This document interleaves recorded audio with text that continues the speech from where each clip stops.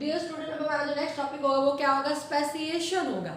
क्या होगा? स्पेसिएशन। इसको समझना, स्पेसिएशन को क्या होता है। Speciation, formation of new species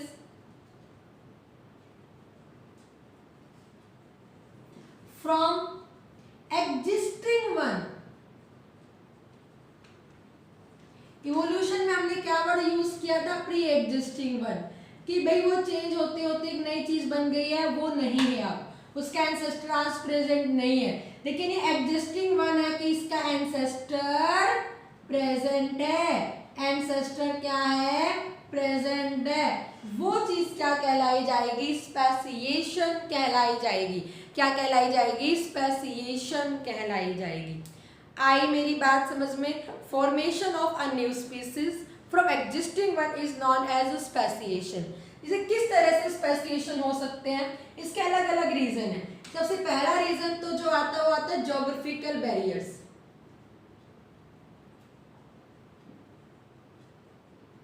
क्या आता है? ज्योग्राफिकल बैरियर्स आता है। ज्योग्राफिकल बैरियर का मतलब क्या है? जैसे कि मान लो इमेजिन करो एक स्पीसीज थी, वो किसी से अगर मैं बीटल का हमारे एनसीईआरटी बुक में था कि बीटल का एग्जांपल दे रखा है, भी रेड कलर की बीटल कन्वर्ट हुई, ब्लू कलर की बीटल कन्वर्ट हुई, ठीक है। ये अब क्या हुआ? एक क्रो था, इसको खा रहा था और वो क्रो क्या लेके चला गया? इसको अपनी चोंच में लिया और दूसरी जगह पे लेके चला गया। अब ये बीटल इतनी पावरफुल थी ना कि दोबारा से अपनी जगह पे आके चली जाए। और यहाँ पे या नॉर्मल लगाओ, मैं आर से आर लगाऊं बेटा मैं यहाँ पे, कि यहाँ पे कौवे ने खाई नहीं, यहाँ पे इस तरह से आ गई है, ठीक है। आर से आपका समझ क्योंकि तो हमने ऑलरेडी अलग बना ही चुके हैं। तो हमने क्या कहा? ये भी आर कलर बीटल थी, रेड कलर की बीटल थी, कौवे ने उसको खाया नहीं, उड़ के लेके चला गया इसको दूर और उसकी चोंच से वो बीटल नीचे गिर गई, ठीक है। तो बीच में अब वो बीटल दोबारा से अपनी उस जगह पे नहीं आ सकती है। और एक तरह से बीच के अंदर क्या आ गया कि ज्योग्राफिकल बैरियर आ गया। क्या आ गया? कि ज्योग्राफिकल बैरियर आ गया। भाई नॉर्मल लगा लो, थोड़ी नदी को क्रॉस करके चला गया, अब वो बेचारी कभी भी किसी भी हाल में यहाँ पे नहीं आ सकती। यहाँ पे एनवायरमेंटल कंडीशन जैसी थी वो वैसी रही, तो ये आर के अंदर ही रह गई। बट यहाँ पे एनवायरमेंटल कंडीशन दूसरी थी, अलग तरह से इसको फूड खाना पड़ रहा था, तो धीरे धीरे इसके अंदर चेंजेस हो गया और एक नई स्पीसीज के अंदर कन्वर्ट हो गई। इन फ्यूचर कभी ऐसे कोई क्रो आया यहाँ पे लेके, इसकी नई स्पीसीज बनती हुई चली गई और यहाँ पे क्या किया? भाई दूसरी बीटल थी उससे किया और अलग तरह की स्पीसीज बन गई। तो यहाँ पे क्या किया बेटा? अभी इन फ्यूचर भाई इसी से तो चेंज होके नहीं बनी है, इन फ्यूचर ही आपस में अब कभी मिलेगी। ऐसे क्रो लगा लो, इमेजिन करो यहाँ पे आर इसको यहीं पे लेके चला गया, तो अब यहाँ पे नई स्पीसीज बन चुकी है। अब ये आपस में इससे रिप्रोड्यूस नहीं करेगी, तो इसे हमने क्या कहा? रिप्रोडक्टिव आइसोलेट हो जाता है। अपनी जिस स्पीसीज से ओरिजिनेट हुई है वैसे अब इसकी रिप्रोडक्टिव आइसोलेट है, किसे रिप्रोडक्शन नहीं कर सकती है। तो इस तरह का ज्योग्राफिकल बैरियर एक सबसे बड़ा रीजन रहा है स्पेसिएशन में। अ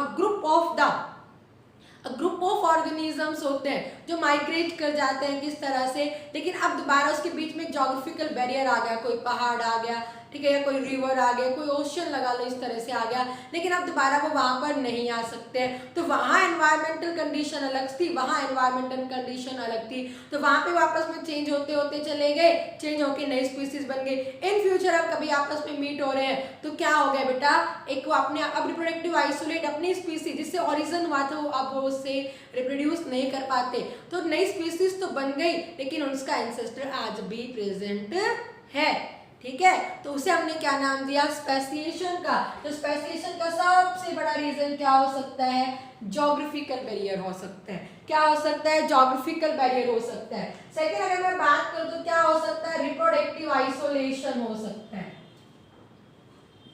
क्या कहा? Reproductive isolation.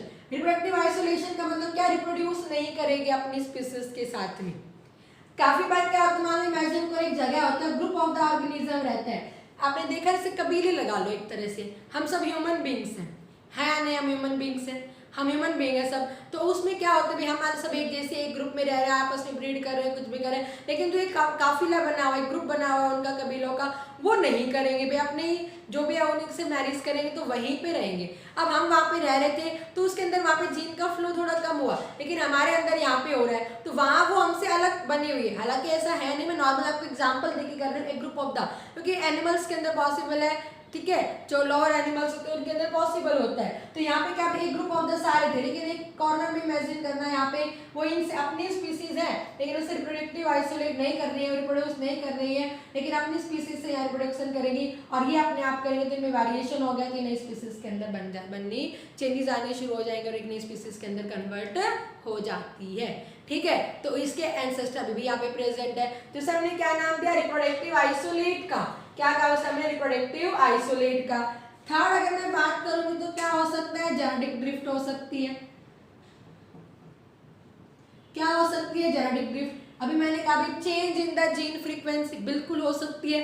भाई हमने अभी रेड कलर की बीटल्स थी, वहां पे ब्लू कलर में कन्वर्ट वाली एलिफेंट आया ना, रेड बीटल ब्लू तो कन्वर्ट हो गई लेकिन उसी जगह पे ही तो है, लेकिन रेड कलर की बीटल वो कहीं ना कहीं प्रेजेंट होगी। तो जीन की फ्रीक्वेंसी का चेंज होना समझता है। जैसे रेड कलर की बीटल थी, भाई मैंने कल आपको बताया ब्लू कलर में कन्वर्ट होगी, हाथी आता है, रेड कलर की बीटल मर जाती है। वो तो हमने खाली एक झाड़ी पे ही तो बात की थी, एक बूसिस पे ही तो बात की थी, यानी कि भाई इतनी रेड कलर की बीटल थी और थी नहीं, दूसरी बूसिस पे रेड कलर की बीटल होगी तो उन्हीं का कुछ हिस्सा यहाँ पे था, उन्हीं का कुछ हिस्सा यहाँ पे था, तो यहाँ पे क्या होगी, ब्लू कलर में आ गई। रेड से तो ब्लू बनी है, तो ऐसे को हम क्या कहेंगे, जेनेटिक ड्रिफ्ट कहेंगे।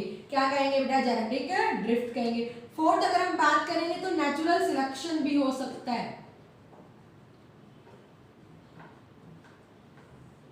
नेचुरल सिलेक्शन मतलब एक ग्रुप ऑफ द, भाई वहां पे सारी चीजें सेम, सबका मतलब एक जैसा सही निकलता है यहाँ पे कि एक ग्रुप ऑफ द ऑर्गेनिज्म वहां पे रह रहा था, उसके अलग एनवायरमेंट नीड्स थी, अलग चीजें थी, तो अपने उसमें अलग ही कंपटीशन में जी रहे थे, दूसरे अपने नॉर्मल जी रहे थे, तो दूसरों के अंदर क्या भाई उनका कंपटीशन हो रहा, दूसरे में कन्वर्ट हुए, नई स्पीसीज बनती हुई चली गई, लेकिन उसका एक ग्रुप ऑफ द अभी भी वहां पे प्रेजेंट है जो नॉर्मल सर्वाइव कर रहा है। आगे मेरी बात समझ में, तो नेचुरल सिलेक्शन भी स्पेसिएशन का रीजन हो सकता है। स्पेशल अगर हम बात करें, बस खाली ये एक नई स्पीसीज तो बनी है लेकिन उसका वो किससे बनी, एग्जिस्ट है, उसका एंसेस्टर प्रेजेंट है और वो वैसे ही तो स्पीसीज बनी है जैसे इवोल्यूशन हुआ है, लेकिन वहाँ इवोल्यूशन बिल्कुल भी वो चीज़ रिप्लेस ही हो गई है, लेकिन स्पेसिएशन में उसका कहीं ना कहीं एक पॉपुलेशन कहीं दूसरी जगह जरूर मिलेगी। ठीक है, तो उसका एंसेस्टर मतलब एक तरह से उसका एंसेस्टर प्रेजेंट है, तो वो चीज़ क्या कहलाई जाएगी, स्पेसिएशन कहलाई जाएगी बेटा।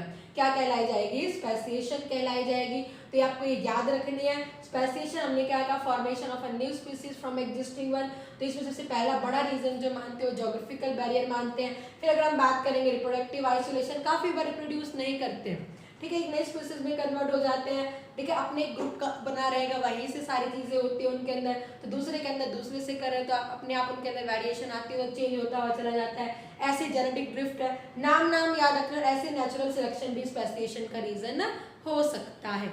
क्लियर है बेटा सारे बच्चों को? आगे मेरी बात समझ में, तो ध्यान देना, अब जो मैं आपको बताने जा रही हूँ वो इंपॉर्टेंट है। The speciation which occur by the geographical barrier is known as allopatric speciation. क्या कहलाई जाएगी वो? एलोपैट्रिक स्पेसिएशन कहलाई जाएगी। And the speciation which occur by reproductive isolate, genetic drift या नेचुरल फैक्टर, या एक और फैक्टर भी हो सकता है, माइग्रेशन भी हो सकता है। क्या भी हो सकता है? माइग्रेशन भी बता रहे, माइग्रेशन भी हो सकता है। जो इन फैक्टर के कारण होता है उन्हें हम क्या नाम देंगे? सिम्पैट्रिक स्पेसिएशन कहेंगे। क्या कहेंगे? Sympatric speciation. तो आपसे ये रीजन पूछते हैं कि the speciation which occur by the geographical barrier is known as, तो आपका आंसर क्या हो जाएगा? एलोपैट्रिक हो जाएगा। याद रखना, बहुत इंपॉर्टेंट है। The speciation, the reason of the speciation other than the geographical barrier are known as, तो आपका आंसर क्या हो जाएगा? सिम्पैट्रिक हो जाएगा। क्या हो जाएगा? सिम्पैट्रिक। तो ज्योग्राफिकल बैरियर से भी एक नई स्पीसीज इस तरह से बन सकती है। इसके लिए हमने कौन सा वर्ड यूज किया? एलोपैट्रिक वर्ड यूज किया। रिप्रोडक्टिव आइसोलेशन हो गया, जेनेटिक ड्रिफ्ट हो गया, नेचुरल सिलेक्शन या माइग्रेशन लगा लो एक तरह से। माइग्रेशन से एक मतलब एक हमारे देश का आदमी है कोई, वो बाहर कहीं दूसरे अफ्रीका में चला गया, वहां से रिप्रोड्यूस कर गया, भाई अलग होगी वैरायटी, हालांकि ह्यूमन बींग से अलग स्पीसीज तो नहीं बनी, लेकिन ये ज्यादातर एनिमल के केसेस के अंदर ज्यादा होते हैं। तो ठीक है, तो वहां पे माइग्रेट कर गई, वहां उधर चली गई, तो वहां पे उन्होंने अपने उसकी रिलेटिव के साथ क्या क्या बेटा, जो अपनी खुद की स्पीसीज थी लेकिन वहां अलग थी, अलग तरह की थी वो, तो वहां से प्रोड्यूस किया, तो उसके अंदर अब चेंजेस हो गए, वो दूसरी स्पीसीज बन गई, लेकिन उसका एंसेस्टर अभी भी यहाँ पे प्रेजेंट है।